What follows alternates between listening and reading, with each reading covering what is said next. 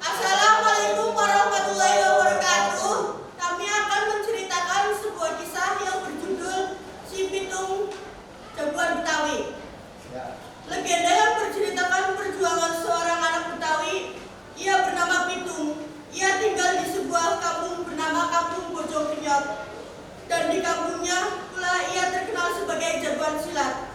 Tak segan ia membantu banyak tetangganya yang membutuhkan bantuan. Tak lain seperti saat kampungnya datangi oleh Belanda. Sejak kampung Bojokenyot datang ke Belanda, terjadinya bentrokan antara penduduk kampung dengan Belanda. Dan pada saat itu, pulang menir Belanda dengan dua putri dan anak satu buahnya pergi untuk mencari makan di sekitar kampung Bojokenyot. Inilah alkisahnya. Ayo kita isi perut hidup dari itu. Yuk, Pin, asik, yuk, Pin, cepat.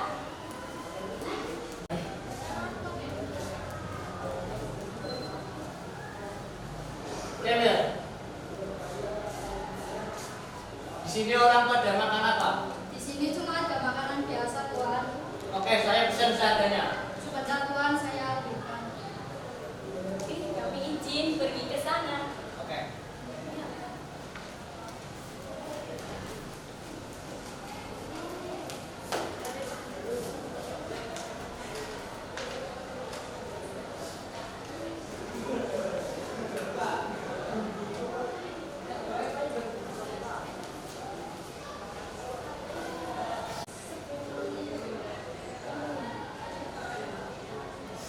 Karena Menir keluarga seenaknya, maka terjadilah cuplikan antara Menir dengan emak.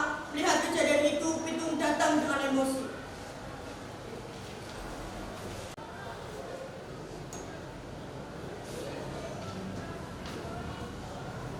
Tuan, makanannya belum dibayar. Anda mengatur saya. Apa Anda tidak tahu aku ini siapa? Maaf, Tuan, bukannya saya memerintah, tapi memang begitu peraturannya. Kamu tidak menghormatiku.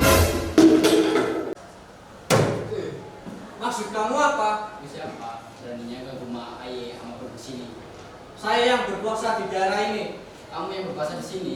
Meskipun kamu yang berkuasa di sini, tanah ini tetap kelahiran gue. Kamu orang banyak ngomong. Penceng di sini dia. Dan akhirnya penceng berhasil dikalahkan si Pitung. Menir pun pulang dengan pencengnya. Rasain lo, lu nggak tahu siapa gue. Jagoan Betawi nih.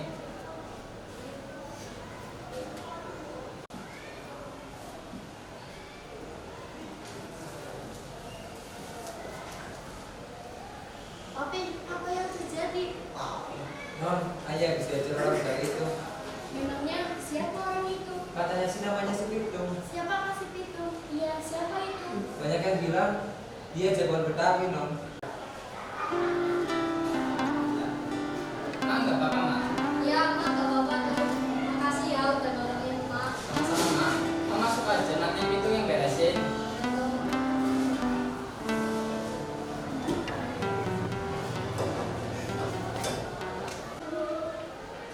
Tung. Lo nggak lihat orang lain pada ngumpul itu? Oh, tadi habis ngajak ribut sama gue. Pitung dan Pitung pun menghampiri Menir. Dan tidak sengaja Pitung bertatap muka dengan Maria. Karena Menir melihat Pitung melihat Maria. Menir menegur Pitung.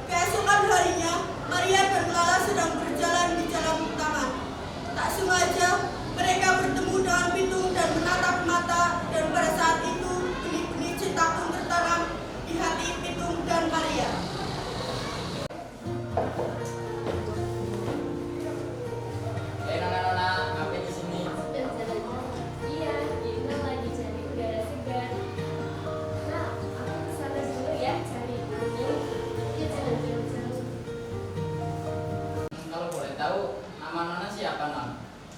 Astagfirullah. Ya, Bapak, nama saya Maria. Namanya aja Pitung.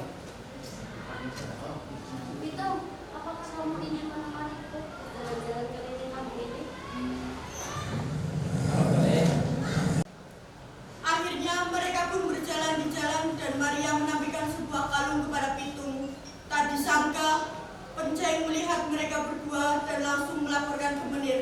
Alhasil, Menir pun marah dan menyuruh Penceng untuk membawa Maria pulang.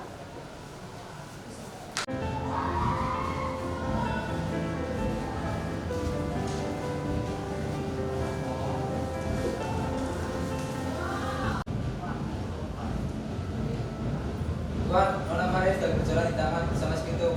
Ada apa dengan dia? Suruh dia pulang, bila perlu dia seret. Baik, Tuan.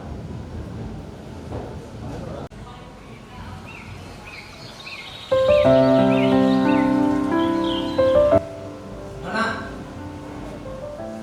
Nona Maria, Tuan menyuruh saya untuk menyeret Anda pulang. Apa? Aku tidak ingin pulang. Pitung!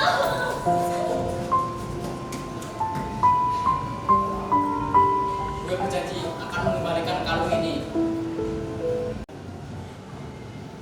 Sementara itu di rumah Menir, Maria menangis karena dimarahin oleh papinya. Papi, apa-apaan sih? Kenapa Penceng sangat aku? Jangan banyak ngomong kamu. Masuk ke kamar sekarang. Papi, jangan kejam dong sama kakak. Kasihan dia. Kamu juga masuk ke kamar sekarang. Keesokan harinya, Pitung datang ke rumah Menir dengan emosi bersama Dudu. Karena Menir mendengar teriakan Pitung dan Dudu, ia menyuruh Penceng untuk melihatnya.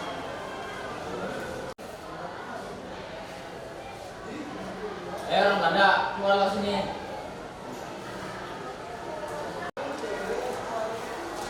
Baik Penceng, coba lihat di depan siapa yang teriak-teriak. Baik, Tuan.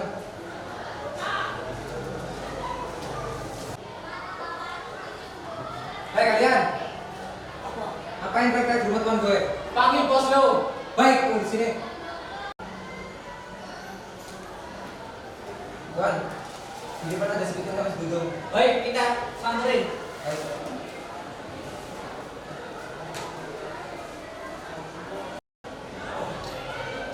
Hai kalian. Ngapain yuk sini? Kenapa kamu memarahin anak kamu buat jalan-jalan Maria? Apa itu sudah apa? Ah, kamu terlalu banyak ngomong. Penceng. Iya, Tuan. Cukup tuh. Kirain masih sendiri. Selalu kan. Dan pertarungan pun terjadi antara Dudung dengan Penceng. Namun faktanya berkata lain, Dudung dapat dikalahkan oleh Penceng karena memakai senjata. Pitung yang tak terima temannya terlukai menggantikannya dengan Penceng.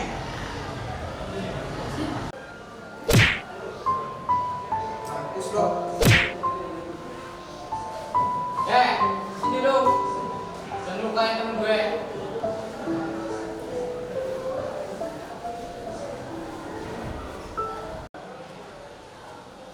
Karena kita bertemu dengan Maria, dia langsung pulang bersama Dudung sekaligus untuk mengobati luka Dudung. Lalu keesokan harinya, karena Menir kesal dua kali kalah terhadap Pitung, ia mengadakan sayembara untuk menangkap si Pitung dan membawanya menuju Menir untuk dibunuh. Barang siapa yang bisa menangkap si Pitung akan mendapatkan hadiah yang sangat besar dan berharga. Sayembara itu hingga ke telinga Dudung.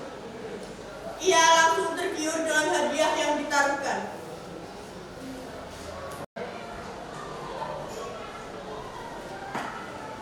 Mak, air putih satu.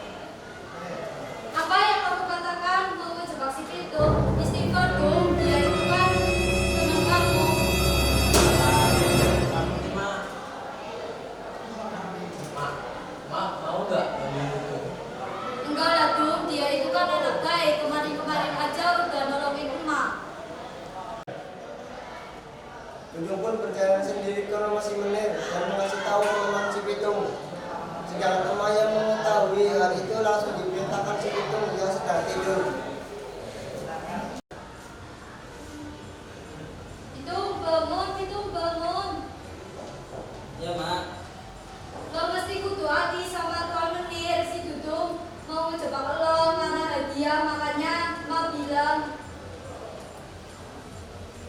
Agak mungkin. Bukan saya ai dari Pima. ye dasar dibilangin kagak percaya. Ya Allah, semoga ayah kagak kenapa-napa. Setelah itu pun Dudung menghampiri ke rumah Menir untuk mengasih tahu kelemahan si Pitung. Ayo orang dada. Peteng, siapa yang datang ke rumah saya? Baik, Tuan.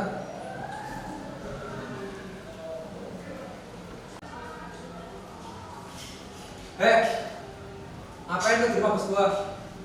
Jangan ngomong dulu dong. Kedatangan saya di sini mau ngasih tahu kelemahannya si Pitung. Baik, tunggu di sini.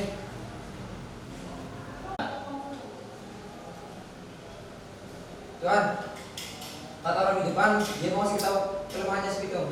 Oke, suruh dia masuk. Baik, Tuan.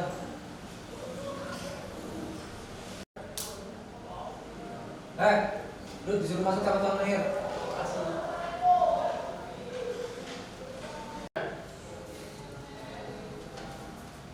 Oke, silakan duduk.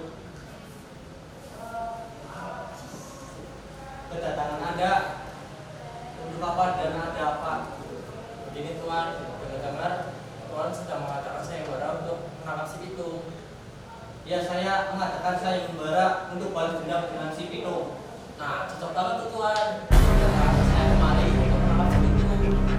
Emang apa kelemahan si Pitung? Kelemahan si Pitung tuh ini. Selepas berbincang-bincang banyak bersama Dudung dan Tuan, akhirnya si Tuan mengetahui kelemahan si Pitung dan akan membalasnya. Keesokan harinya, Menir menyuruh Penceng menangkap si Pitung dan membawanya ke sebuah lapangan. Menir juga menyuruh Penceng untuk memberitahu semua warga kampung untuk berkumpul di lapangan kecuali si Pitung. Peteng, carilah dan tangkaplah si Pitung. Baik, Tuan.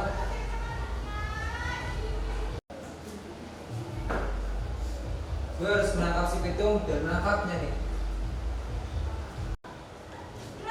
Nah, jadi kamu di sini. Udah saya cari kemana-mana, tapi kamu di sini. Kenapa kamu mencari saya? Saya disuruh Tuan saya untuk menangkapmu dan membawa kamu ke lapangan. Kenapa saya mau ke bawah? Iya. Saya turun saya untuk menangkapmu dan membawa kamu ke lapangan. Setelah si Penceng mencari si Pitung kemana-mana, dan akhirnya si Penceng menemukan dan menangkap si Pitung lalu dibawa ke lapangan.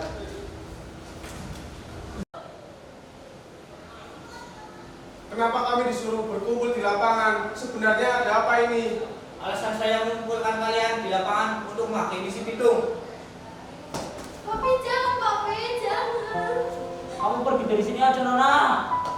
Sudahlah kakak, ayo dengarkan si Pitung. Dudung, ayo bantu aku. Ya elah, gitu aja nggak bisa.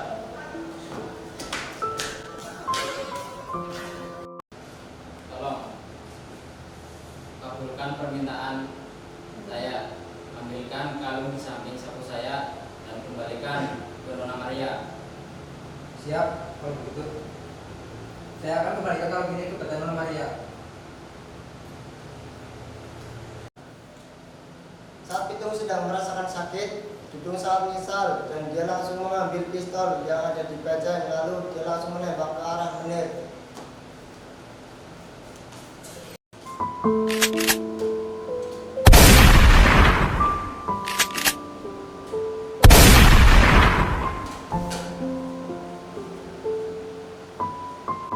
Dan pada akhirnya peluru itu menancap di dada si Menir.